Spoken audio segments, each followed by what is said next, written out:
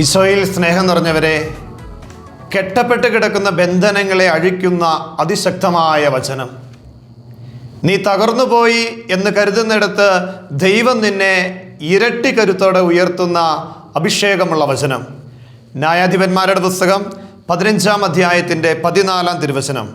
കർത്താവിൻ്റെ ആത്മാവ് ശക്തിയോടെ അവൻ്റെ മേൽ വന്നു, അവനെ ബന്ധിച്ചിരുന്ന കയർ കരിഞ്ഞ ചണനൂൽ പോലെ ആയിത്തീർന്നു, കെട്ടുകൾ അറ്റുവീണു.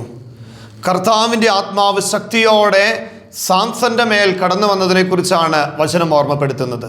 അവനെ കെട്ടിയിരുന്ന കയറ് ചണനൂല് പോലെ ആയിത്തീരുകയാണ്, കെട്ടുകളെല്ലാം അറ്റുവീണു. നോക്കിയേ, കർത്താവിൻ്റെ ആത്മാവ് നമ്മുടെ ജീവിതത്തിലെ എല്ലാ കെട്ടുകളെയും അഴിക്കും. പാപത്തിൻ്റെ, ശാപത്തിൻ്റെ, തിന്മയുടെ എല്ലാ ബന്ധനങ്ങളെയും, നമ്മൾ കടന്നു പോകുന്ന ജീവിതത്തിൻ്റെ ചില കെട്ടപ്പെട്ട അനുഭവങ്ങൾ, നിരാശയുടെ, എന്നെ കൊണ്ടൊന്നിനും കൊള്ളില്ല, ഞാൻ ചെയ്താൽ ഒന്നും ശരിയാവില്ല എന്ന നെഗറ്റീവ് ചിന്തകളുടെ കെട്ടുകളെ അഴിക്കുന്ന അഭിഷേക വചനം. പുതുജീവിതത്തിലേക്ക് നമ്മളെ കൈപിടിച്ച് നടത്തുന്ന വചനം.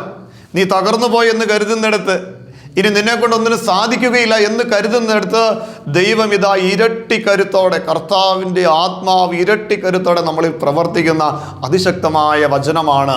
ഇതാ ന്യായാധിപന്മാരുടെ പുസ്തകം 15-ാം അധ്യായത്തിൻ്റെ 14-ാം തിരുവചനം. പ്രിയമുള്ളവർ, ഈ വചനത്തിൻ്റെ അഭിഷേകത്തിന് വേണ്ടി നമുക്ക് പ്രത്യേകമായിട്ട് പ്രാർത്ഥിക്കണം കേട്ടോ.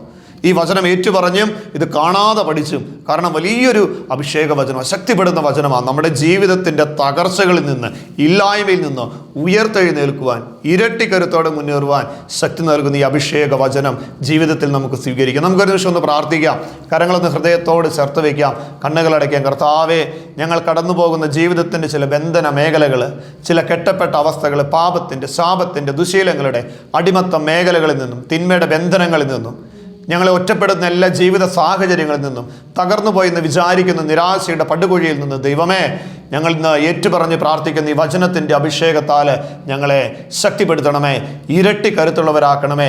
കർത്താവിൻ്റെ ആത്മാവ് ശക്തിയോടെ അവൻ്റെ മേൽ വന്നു, അവനെ ബന്ധിച്ചിരുന്ന കയർ കരിഞ്ഞ ചണനൂൽ പോലെ ആയിത്തീർന്നു, കെട്ടുകളറ്റു വീണു. ഈ വചനത്തിൻ്റെ അഭിഷേകത്താൽ ഈശോ നമ്മളെല്ലാവരെയും സമൃദ്ധമായിട്ട് അനുഗ്രഹിക്കട്ടെ.